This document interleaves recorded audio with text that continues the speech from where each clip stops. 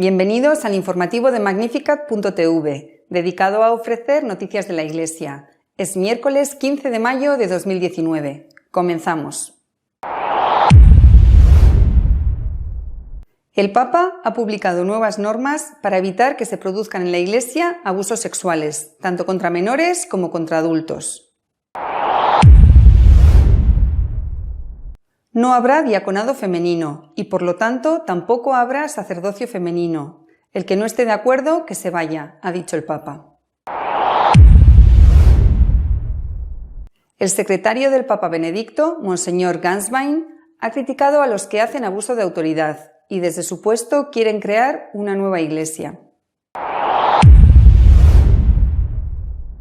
El borrador de la normativa que regirá la Curia Vaticana ha sido duramente criticado por el cardenal Müller, que considera que debería ser encargado a profesionales. Monseñor Schneider ha pedido al Papa una rectificación pública sobre el documento de Abu Dhabi, en el que se dice que la pluralidad religiosa es querida por Dios. Un motu propio con las normas que habrá que aplicar en las diócesis para poner fin a los abusos sexuales ha sido publicado esta semana en el Vaticano. El motu propio de Francisco Vos Estis Lux Mundi acuerda nuevos procedimientos para denunciar el acoso y la violencia y asegurar que los obispos y los superiores sean responsables de sus acciones. Establece la obligación para los clérigos y religiosos de denunciar los abusos. Entre las novedades previstas se encuentra la obligación para todas las diócesis del mundo de contar para junio de 2020 con uno o más sistemas estables y fácilmente accesibles al público para presentar informes sobre los abusos sexuales cometidos por clérigos y religiosos, el uso de pornografía infantil y el encubrimiento de los mismos abusos. Otra novedad se refiere a la obligación de todos los clérigos, religiosos y religiosas de informar con prontitud a la autoridad eclesiástica de todas las denuncias de abusos de las que tengan conocimiento, así como de las omisiones y encubrimiento en la gestión de los casos de abusos. El documento abarca no solo el acoso y la violencia contra los niños y los adultos vulnerables, sino también la violencia sexual y el acoso resultante del abuso de autoridad. Esta obligación también incluye cualquier caso de violencia contra las religiosas por parte de clérigos, así como el caso de acoso a seminaristas o novicios mayores de edad. También son importantes los párrafos dedicados a la protección de quienes se presentan para informar. Aquellos que denuncian abusos, según las disposiciones de motu propio, no pueden ser objeto de prejuicios, represalias o discriminación a causa de lo que han informado. El secreto confesional sigue siendo absoluto e inviolable. Se reafirma el principio de la presunción de inocencia de la persona acusada y se le informará de la existencia de la investigación, cuando así lo solicite el dicasterio competente. La acusación solo debe ser notificada si se abre un procedimiento formal y si se considera apropiado para garantizar la integridad de la investigación o de las pruebas. Puede omitirse en la fase preliminar. El Papa ha cerrado la puerta al diaconado y al sacerdocio femenino. A la vez, ha invitado a irse de la Iglesia al que no esté de acuerdo con esto. Durante un encuentro con la Unión Internacional de Superioras Generales, el Papa Francisco ha ratificado la negativa a admitir a las mujeres al sacramento del orden en el grado del diaconado. Tras pronunciar un discurso a los participantes de la 21 Asamblea General de la Unión Internacional de Superioras Generales, el Papa ha mantenido un diálogo con los presentes. Respondiendo a una pregunta, el pontífice ha indicado que sobre el caso del diaconado necesitamos recordar el comienzo de la revelación. Si no existió tal cosa, si el Señor no quiso un ministerio sacramental para mujeres, no va. Y ha añadido: caminamos por un camino firme y sólido, el camino de la revelación. No podemos caminar por un camino diferente, que altere la revelación y las expresiones dogmáticas. Comprendido esto, somos católicos, pero si alguno de ustedes quiere fundar otra iglesia, tiene la libertad de irse. Monseñor Ganswein, secretario del Papa Benedicto, ha criticado a los que quieren hacer una nueva iglesia abusando de la autoridad espiritual que poseen. El arzobispo Ganswein, secretario personal del Papa Benedicto XVI, ordenó a 4 nuevos sacerdotes en un monasterio en Austria. En su homilía afirmó que el deber del sacerdote de permanecer leal a la verdad de los evangelios y reprendió a los miembros de la Iglesia que desean inventar una nueva Iglesia. Cuando los sacerdotes, los obispos, ya no tienen el coraje, continuó el prelado, para proclamar los evangelios con fuerza y en su totalidad, sino para simplemente presentar las propias palabras de sabiduría, luego viene el desastre y entonces vienen los titulares. Un sacerdote no es fuerte por su propio poder, solo tiene fuerza en la medida en que da testimonio de la verdad, afirmó. Dado que Dios confió esa verdad a su Iglesia, la Iglesia no puede proclamar nada más que esa verdad, ya sea a tiempo o a destiempo. El arzobispo Ganswein aconseja a los nuevos sacerdotes que no enseñen sus propias buenas ideas, sino más bien lo que Dios nos ha dado. No se trata de nuestras propias ideas queridas, sino de la salvación, explicó, y la fuerza proviene de los sacramentos.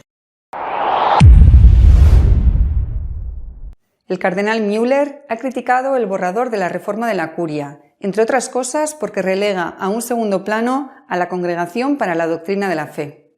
El prefecto emérito de la Congregación para la Doctrina de la Fe, cardenal Müller, ha criticado el borrador de reforma de la Curia presentado al Papa Francisco. Advierte que el texto no tiene un concepto convincente de origen, la esencia y la misión de la Iglesia. El cardenal explica que es un error pensar en la Iglesia como corporación internacional con equilibrios de poder entre una sede central y las sucursales locales. Este esbozo para una futura constitución apostólica es un conglomerado de ideas individuales subjetivas, deseos piadosos, apelaciones morales con citas individuales de textos del concilio y declaraciones del Papa actual, pero sobre todo no hay una distinción clara entre las instituciones seculares del Vaticano como Estado soberano y la justificación puramente eclesiástica de la primacía del Papa como sucesor de Pedro. Se reforzará el error fatídico de la reforma de la Curia realizada por Pablo VI, quien convirtió la Secretaría de Estado en el corazón de la Curia. Según su definición, ayuda directamente al Papa en la ejecución de su misión más alta, en sus tareas, es decir, el liderazgo de la Curia, las relaciones con los Estados y la capacitación de los diplomáticos pontificios. La misión más alta del Papa, sin embargo, es su enseñanza como miembro y jefe del Colegio Episcopal. Las tareas seculares son secundarias y de ninguna manera están relacionadas materialmente con el papado y algunas veces han ocultado su verdadera misión en la historia. Poner las tareas seculares antes de la misión espiritual de hoy es un error que ahora se debe evitar. Aunque la enseñanza universal de la Iglesia es la razón de la existencia del primado papal, en el presente borrador la doctrina de la fe aparece solo como una tarea aleatoria del Papa entre muchas otras y está subordinada a sus obligaciones temporales. Los conceptos básicos de la teología católica, como la revelación, el Evangelio, las Escrituras, la tradición apostólica o el magisterio eclesiástico se usan de manera incorrecta o errada. No se distingue entre doctrina revelada y el resto de la doctrina. Monseñor Schneider ha pedido que el Papa rectifique públicamente el contenido del documento firmado en Abu Dhabi con los musulmanes sobre la pluralidad religiosa.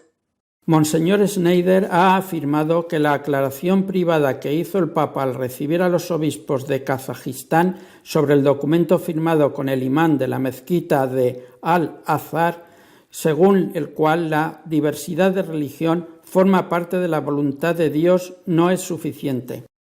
La declaración de Abu Dhabi sigue siendo válida y, por lo tanto, dice Schneider, se está proclamando un nuevo evangelio, un evangelio que no es el enseñado por el Verbo encarnado de Dios, que fue predicado lealmente por los apóstoles y se transmitió a la Iglesia. No puede haber ninguna duda, explica Monseñor Schneider.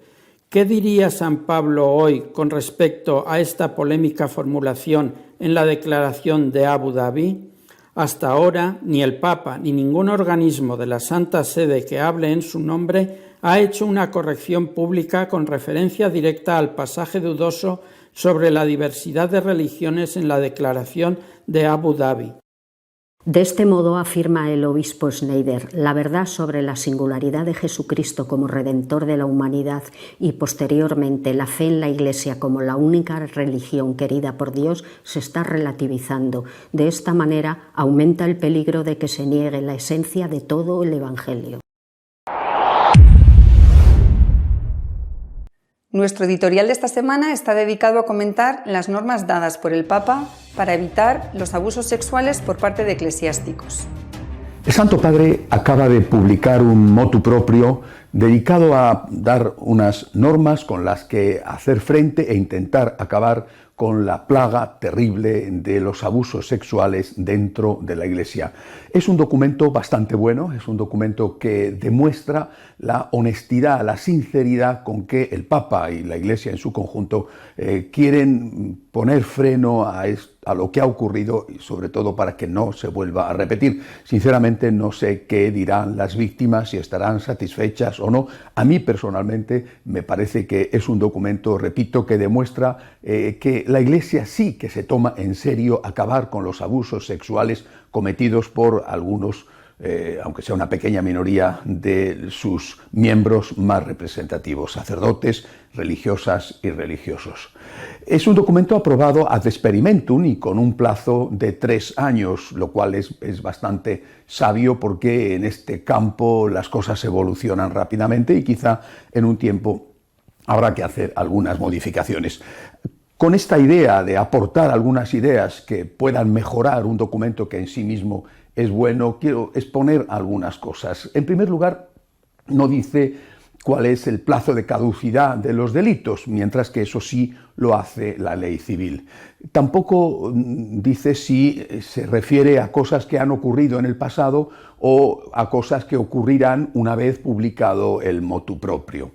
Introduce el concepto de abuso sexual a adultos no vulnerables, es decir, adultos normales. Y introduce ese concepto, pero no deja claro cuál tiene que ser el motivo por el cual se produzcan esas denuncias, porque habla de violencia, y en ese caso es evidente que la violencia deja huellas, la violencia contra alguien, aunque sea un adulto, deja huellas en el cuerpo, pero también habla de acoso y habla de abuso de autoridad, de amenazas, y eso es algo difícil de demostrar. ¿Cómo se sabe que hubo amenaza o que hubo abuso de autoridad y no hubo consentimiento? E incluso cómo se sabe si se produjo o no se produjo ese abuso sexual cuando no hay huellas del mismo, y estamos hablando del caso de un adulto. En el caso de los menores, la propia ley civil establece que hay que dejar unos años, no solamente un tiempo, sino incluso unos años para que el menor, una vez ya alcanzada la mayoría de edad, se pueda recuperar y pueda presentar la denuncia. Pero en el caso de los adultos habría que decir que por qué no pusieron la denuncia de forma inmediata o por qué no se resistieron a que eso ocurriera.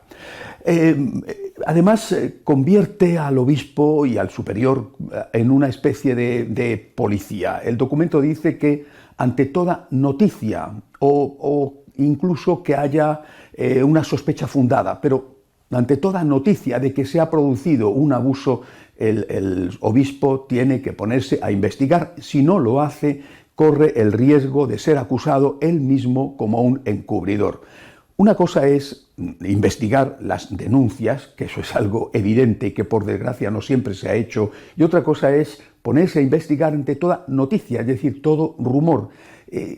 Repito, le deja al obispo y al superior en una situación muy difícil y muy complicada. El obispo puede llegar a convertirse en una especie de policía que investiga a sus sacerdotes ante el más mínimo chisme que se produzca en una diócesis. Y eso puede cambiar completamente la relación del obispo con su clero o del superior con los religiosos que tiene encomendados. De ser una relación paternal, una relación de afecto, a convertirse en una relación de investigación y de desconfianza. Y eso, insisto, puede ser algo realmente grave.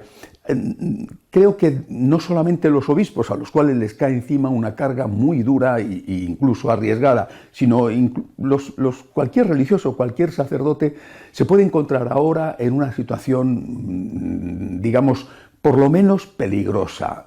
Una señora de la parroquia puede decir de su párroco, porque quiere quitárselo de encima, porque se ha peleado con él, porque no está contenta, por lo que sea, puede decir de su párroco que la tocó.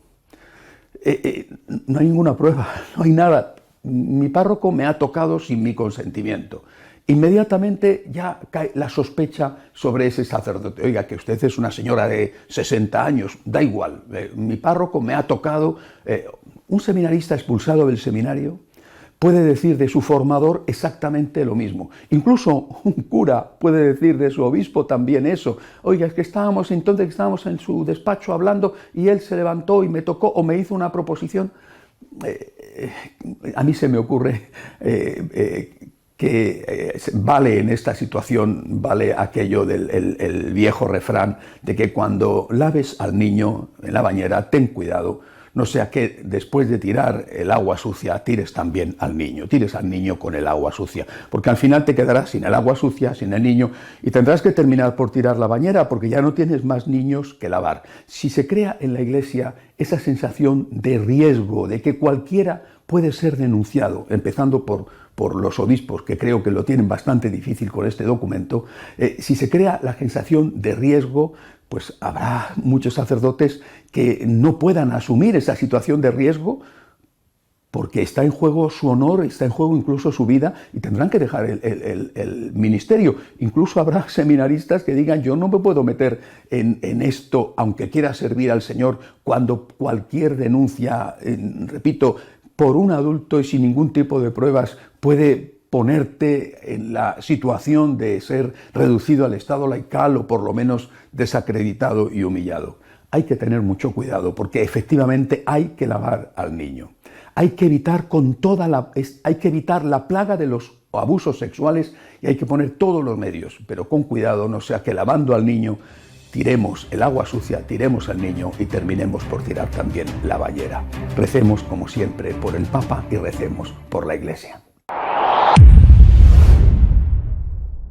Si desean estar al día de lo que va sucediendo en la Iglesia, pueden hacerlo en nuestra página web de noticias católicosonline.org.